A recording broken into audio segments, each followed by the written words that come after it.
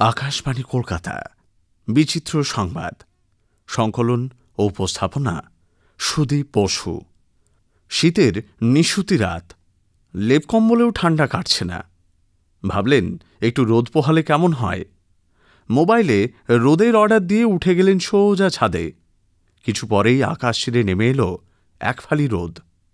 কি ভাবছেন, কল্পবিজ্ঞানের গল্প? অচিরেই নাকি বাস্তব হতে চলেছে এই ঘটনা।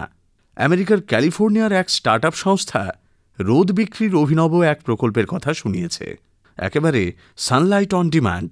সম্প্রতি লন্ডনে international conference on energy from space সম্মেলনে উচ্চাকাঙ্ক্ষী প্রকল্পটির কথা তুলে ধরেছে এই সংস্থাটি। কিভাবে রাতে সূর্যের আলো মিলবে, তাও আবার নির্দিষ্ট কোনো জায়গায়? জানা গেছে গোটা ব্যবস্থা নিয়ন্ত্রিত হবে 57টি কৃত্রিম উপগ্রহের মাধ্যমে। ভূপৃষ্ঠ থেকে 370 মাইল ওপরে কক্ষপথে সেগুলি স্থাপন করা হবে। প্রতিটিতে থাকবে উচ্চ প্রতিফলক ক্ষমতার 33 বর্গফুটের পলিয়েস্টার ফিল্মের মাইলার দর্পণ। সেগুলি সূর্যাস্তের পরেও সূর্যের আলো প্রতিফলিত করে পৃথিবীতে পাঠাতে পারবে। উপগ্রহই অক্ষাংশ দ্রাঘিমাংশ মেপে একেবারে ঠিক করে দেবে প্রতিফলিত সূর্যরশ্মি পাঠানোর নির্দিষ্ট স্থান। তা কতটা এগিয়েছে কাজ?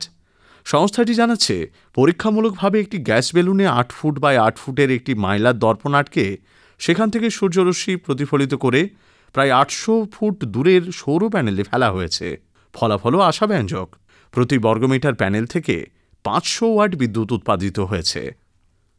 আজকাল প্রতারণা হচ্ছে নানাভাবে, কখনো ভুয়ো অ্যারেস্ট বা কখনো পার্সেল স্ক্যাম। সতর্ক থাকতে হবে সবসময়।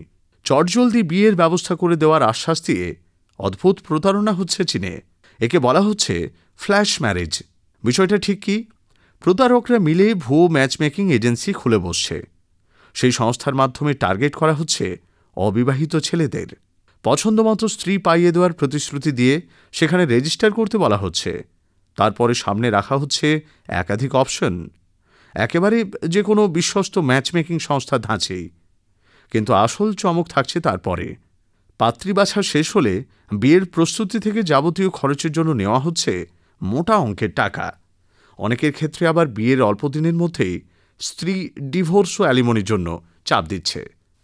দীর্ঘদিন থাকতে হয়েছিল স্ত্রী ঘরে। জেল থেকে ছাড়া পেয়েই 6 জনে মিলে করে ফেলল ডাকাতি। কিন্তু এতে অবাক হওয়ার মতো কি আছে? আসলে পাহাড়ে বেড়াতে যাবার টাকা তুলতেই নাকি অপরাধ। জেলের 4 দেওয়ালের মধ্যে টানা অনেকদিন কাটানোর সময় পুরোপুরি ছকে ফেলা হয়েছিল প্ল্যান। ছাড়া পেয়েই পাহাড়ে ঘুরতে যাওয়ার বিষয়ে মনস্থির করে ফেলেছিল চোরের দল। টান পড়ছিল টাকার। আর সেজন্যই দিল্লির দ্বারকা এলাকায় এক দোকানদারের কাছ থেকে 50,000 টাকা লুট করে ওই 6 জন। চুরির তদন্তে নেমে পুলিশ জানতে পারে ট্রিপ প্ল্যানের বিষয়টি। জ্ঞান নাকি যত বিতরণ করা যায় ততটাই বাড়ে। বেঙ্গালুরুর এক অটো ড্রাইভার তাঁর অটোতে মিনি লাইব্রেরি বানিয়েছেন। একেবারে ভ্রাম্যমাণ পাঠাগার। কন্নড় থেকে ইংরেজি বিভিন্ন ভাষার বই রয়েছে সেখানে। বিনামূল্যে পছন্দমতো বই হাতে তুলে নিয়ে পড়ার ছাড়পত্র তিনি দিয়ে রেখেছেন। অটোর পেছনের দিকে যাত্রীদের বসার আসনের ঠিক সামনে একটি বোর্ড লাগানো আছে। পাশাপাশি সেখানে যাত্রীদের উদ্দেশ্যে বার্তা, free for all, take it if you wish. Thrill যাদের পছন্দ তাদের অন্যতম ইচ্ছে বাঞ্জি জাম্পিং করার। অ্যাড্রিনালিনের সেই রাশ উপভোগ করতে যে শারীরিক অক্ষমতা কোনো বাধা নয়, সেটাই বুঝিয়ে দিয়েছেন এক ব্যক্তি। হুইল চেয়ারে বসে ভারতের সবচেয়ে উঁচু বাঞ্জি জাম্পিং করেছেন তিনি। উত্তরাখণ্ডের ঋষিকেশে ওই জাম্প সাইট। হুইল চেয়ারে থাকা ব্যক্তির নাম পরিচয় জানা না গেলেও তার কাজে তারিফ সর্বত্র। বোর হওয়া অস্বাভাবিক নয়, কিন্তু বোর হয়ে নিজের নামে ভুয়ো ওয়ারেন্ট জারি, এও সম্ভব। চীনে এক ব্যক্তি এমন কাণ্ডটাই বাঁধিয়েছেন। ভুয়ো ওয়ারেন্ট জারি করার জেরে একেবারে গ্রেপ্তার করা হয়েছে তাকে।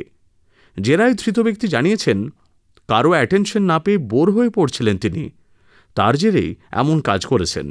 ভুয়ো ওয়ারেন্টে লেখা ছিল, খুঁজে দিলে মিলবে 30,000 ইউয়ান, ভারতীয় মুদ্রায় যা প্রায় 3.5 লক্ষ টাকা। সেই ঘোষণার পরে শোরগোল শুরু হতেই বিষয়টি নজরে যায় পুলিশের। বিচিত্র সংবাদ শেষ হল। সংকলন ও উপস্থাপনা সুদীপ বসু।